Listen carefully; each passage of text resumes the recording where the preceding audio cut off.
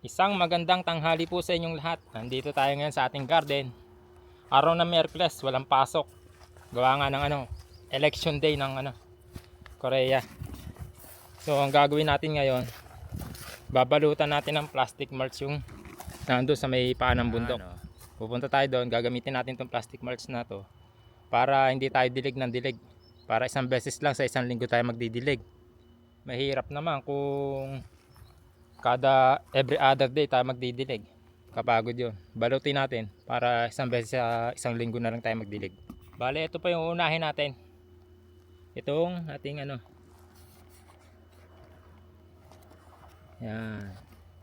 Sayote po yan. Isang pirasong natira. Pero na siya, lumalago na siya. Paunti-unti. Una natin gagawin, syempre, lalagyan muna natin ng organic fertilizer.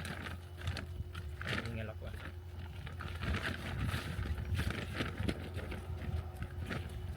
Sama pala. Ano pang isang ganito? Dami na siguro. Kalat lang natin. Gilid. Yung gagawin natin yung pwedeng pag-ipunan ng tubig ulan. Patin natin. Ito pala. Oh, malaki pa nga eh. Lalagyan natin ng hukay dito para siyang pag-ipunan ng tubig ulan. Uy, may bar tayo. Pantaklob at pang pabigat. O, yung tubig natin. Uy, may ugat. Buti na dalok tong kalawet. Meron pa. Ang kabilang dulo. Oh, tapos na. Ayan o. Ugat. Dali naman na puto. Hindi katulad sa kabila. Saka natin takluban. Ayan yung ganito. Para sa may kanal. Para maganda-ganda yung pagkakaipon ng tubig. Hindi na tayo magdidilig araw-araw. Uy, may bato na naman.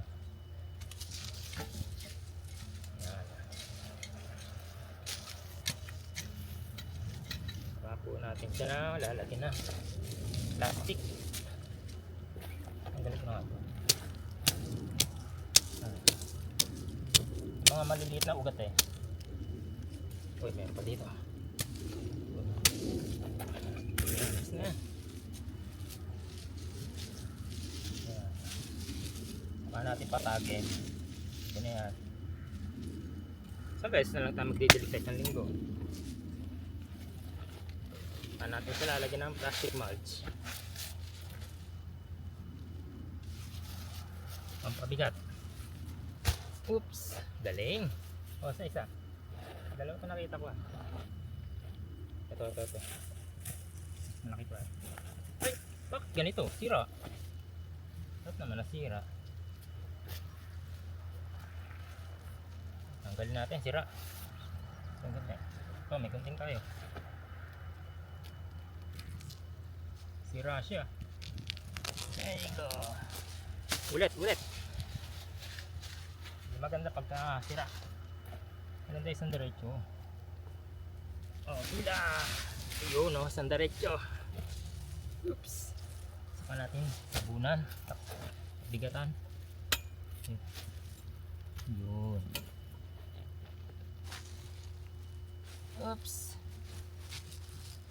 Gunting ulit. Yan, ganyan lang. Simple lang. Simplihan lang para hindi siya laging natutuyo na lupa. Parang mahina naman itong plastic na ito. Okay. Sakit tayo po. Ay go. Tumatanda na. Napalat. Ayun. Yan ganyan lang. Simple. Saka natin tatakluban. Ito pa natin.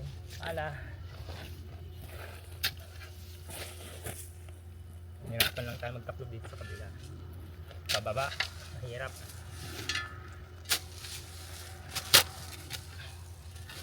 O diba? At least yan, masasalo niya yung tubig. Oops. May kulay. Madisgrasya pa tayo. Tayo pahan ng bundok. Ayun na po, ganyan kasimple lang yung ginawa natin. O di hindi na siya super dry na lupa. Diba? Yun lang naman lalagyan natin yung mga ano. Yan o. Mga nakahalera doon na malalaki na. Itong mga okra, hindi na natin lalagyan yan. Pang extra lang naman natin yan eh. Marami naman tayo doon sa baba. O, ayan pa. Ang ating ano. Dalawang ampalaya. Tapos yung kabila naman alugbati. Tapos dito, saluyot. Ayan o. Malalaki na yung saluyot natin. Tapos din naman yung ano. Kamote. Yan. Move on na tayo dito sa kabila. Ito. Ang plano ko naman dito, pagdikitin ko na lang yung tatlo. Gawan ko na ano, isang buong linya ng plastic. Para isang hila na lang. Hindi na paunti-unti.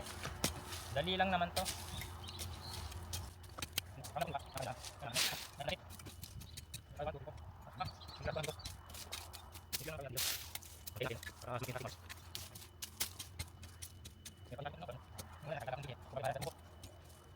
Ayos na po, nadali na natin. Ito, sambu yan. Tapos nilagyan natin siya ng mini dam. Mini dam no? Para pagpondohan ng ano, tubig. Sakaling umulan, diretso yung tubig dyan. Oh. Di makakaipon siya ng tubig. Approve. Pangit pero okay yan. At least hindi na siya matutuyuan ng tubig. Hingal ako dun Nagsisi ako nung ginawa ko isang buo. Dapat pala tag-iisa na nga lang talaga. Para hindi ganyan. Parang lalong pumangit para tuloy eh. Pero okay lang, hindi na bali. At least natapos na tayo kalabasa, pakwan. Yan, dami natin pakwan. Maumpisahan na natin at makatapos tayo ng maaga. Dami-dami to. Time check po. 4:45 PM. Ay, salamat, nakatapos din. Nung oras tayo nagsimula, alas 12 pasado. Ito lang ginawa natin, Pakita ko sa inyo. Pakita ko sa inyo ng buo. Yan, Nilagyan natin siya kanya-kanya na. Hirap. Hindi naman mahirap. Medyo natagalan lang tayo. Masakit ng konti sa likod. Yan. Di isang beses na lang tayo makakapagdilig sa isang linggo. Hindi na siya matutuyo. Hindi na agad siya matutuyo. Ayan po. Forma ng ginawa ko dito Nilagyan ko pa talaga ng harang Ayan. Para yung tubig mag-stay dyan. Mag-i-stay dito. Mag-i-stay doon. At least papasok yung tubig dyan sa loob pagkatigil ng ulan. Ang maganda pa nito, bukas uulan, di makakatipid na naman tayo sa dilig. Ang gagawin na lang natin, spray. Ba ako nakakapag-spray, pero hindi naman na ano na insekto to wala dito, walang damage ang ating pananim. Maglilipat tanim tayo ng okra, lalagay tayo doon, may bakante pa tayo doon Ayan, dyan sa ating kama dyan sa kabila. Paano tayo? Check natin kung ano pa pwede natin magawa. Sa totoo lang ito lang naman talaga yung pinilano ko, paglalagay ng plastic mulch dito sa ating mga paninim dito sa taas. Ayan dito.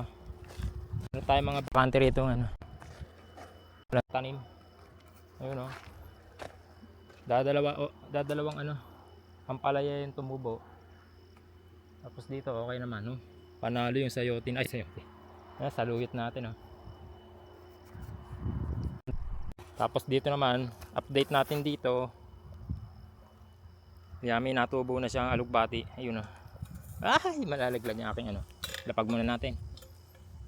May natubo na po sa alugbati. Ayan Yun ganda. Salamat naman. Lumalabas na yung ating mga pinaghirapan. Ang isa na lang, mayroon pa dito. Ayan. Ganda. Lagyan na lang natin pag hindi tumubo. Ang natin dito yung sambong. Siyempre, nag-herbal tayo para gumanda yung ating pakiramdam. Hindi lang pera na iipon natin dito pati sakit. Medyo wala pang natubo yata ano kaya to? Hindi ko lang kung sambong yan. Ayan pa Ito naman, taniman to niyo. Sama natin sa trabaho. Lalanta yung niyo. Meron tayong kamatis. Kamatis ba to? Hindi. Ano ata to? Pakwan. Pakwan yan, pakwan. Ito raw. Yun, may talong pa siya. Ito, tataniman niya raw ng okra. Tataniman niya pero hindi siya nakain ng okra. Hingiin na lang natin. Pwede naman.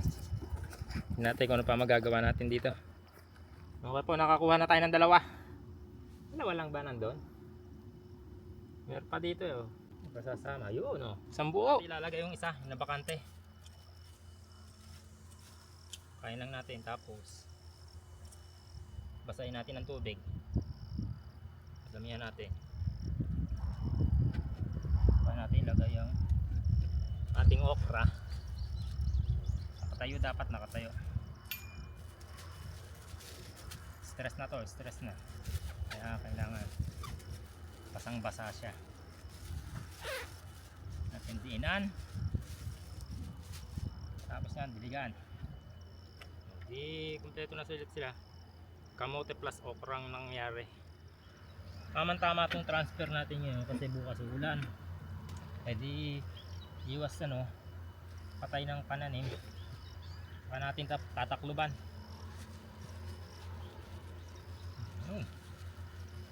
Simple lang, di ba? Di may okra na tayo dito. Yung isa, saan natin ilalagay? Baka na ako saan ko ilalagay. Doon na lang. Oh, may extra pa naman doon sa kabila. Isa lang naman to. Ito dito ha. Banda rito din to. Gitna natin. Yun o. Natin. Tubigan. Yan lang. Para hindi gumuho. Tubigan natin. Yun.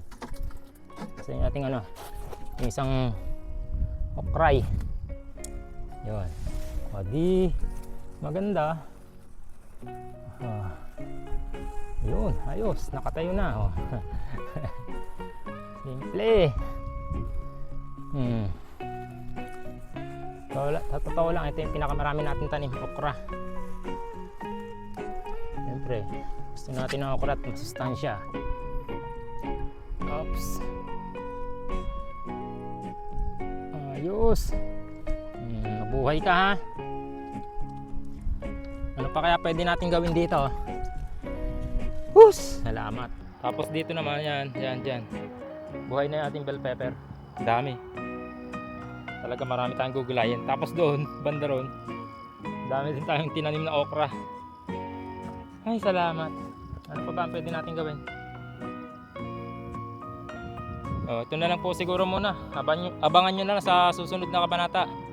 Sa mga may tanong po kung anong mga ginagawa natin sa garden, mag-comment na lang po kayo para masagot natin. Doon naman po sa mga hindi pa nakasubscribe, ay syempre subscribe na po kayo para magustuhan nyo yung series natin dito sa Korea. Manalo Little Farm, Buhay Korea episode. Hanggang sa muli po. Huwag po kayo mawawala. Bye!